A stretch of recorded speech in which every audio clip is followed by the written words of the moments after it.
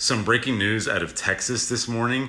Texas Governor Greg Abbott has told the city of San Marcos that it may be in violation of state law after San Marcos City Council members introduced a resolution calling for an arms embargo against Israel and demanding the release of what the San Marcos City Council says are, quote, Palestinian hostages, end quote, being held by Israel.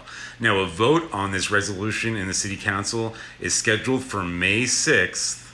Prior to the City Council introducing this resolution, State Senator Donna Campbell, whose district includes San Marcos, warned the City Council that adopting this resolution put the city's state funding at risk.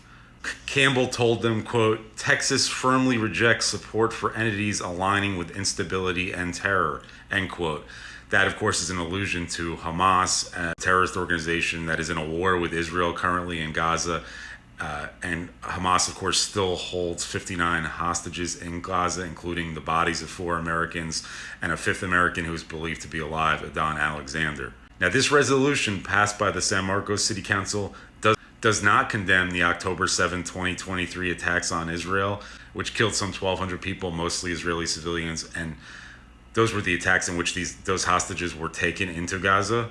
Those are actual hostages as opposed to Palestinian prisoners who were being held in Israel for crimes like terrorism, incitement, and other crimes Israeli authorities say they committed.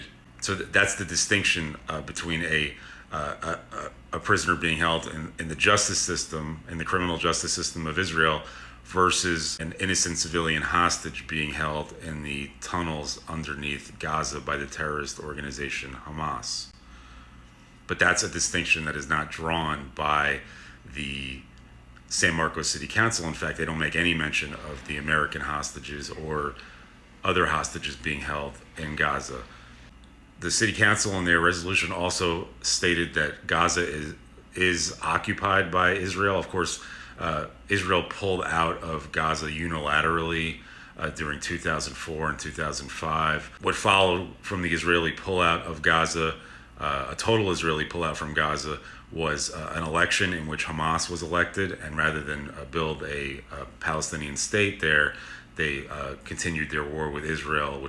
Now, in their resolution, the San Marcos City Council members declare their support for, quote, Palestinian human rights, end quote, and they also, quote, call for an end to U.S. complicity in human rights violations abroad, end quote.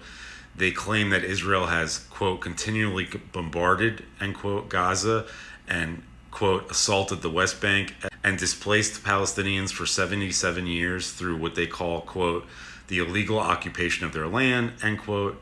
They also state falsely in their resolution that, quote, 186,000 Palestinians had been killed since Israel's invasion of the Gaza Strip, end quote. The actual casualty numbers show, according to recent analysis, that about 72% of Palestinians killed in Gaza since October 7, 2023 are males of fighting age. That recently came to light when Hamas released updated casualty figures showing that their previous counts had vastly undercounted males of fighting age. In those new casualty numbers released by Hamas, the number of women and children, civilians said to have been killed in the conflict were dramatically reduced, replaced by males of fighting age in their data. So again, this is Hamas's own data that shows about 72% of those killed in the conflict in Gaza are males of fighting age. According to their numbers, about 50,000 people have been killed in Gaza since the conflict began in October 2023. Those numbers do not differentiate between civilians and Hamas fighters.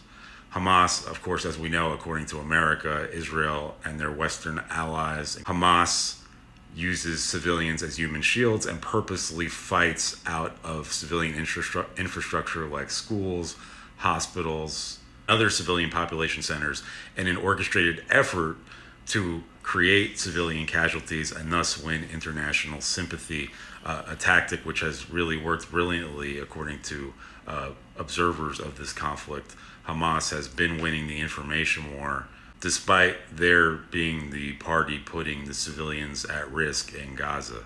Now, Abbott, came out forcefully against the San Marcos City Council. He said, quote, "I've repeatedly made clear that Texas will not tolerate anti-Semitism, anti-Israel policies, or anti-Texas policies.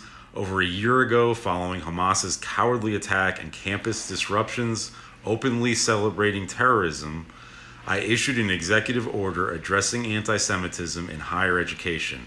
I proudly signed legislation prohibiting government entities from supporting efforts to boycott, divest from, and sanction Israel." Abbott went on to say that under state law, San Marcos city officials are required to certify that they will comply with all state laws when they enter into grant agreements with the state, including the state law that prohibits any Texas government entity from supporting boycotts of Israel. Abbott said the city council's, quote, "public expression of a desire to do what state law prohibits is unacceptable," end quote. I'm going to be staying on this story out of San Marcos, Texas. The vote on this resolution is scheduled for May 6th. I'll have an update for you then.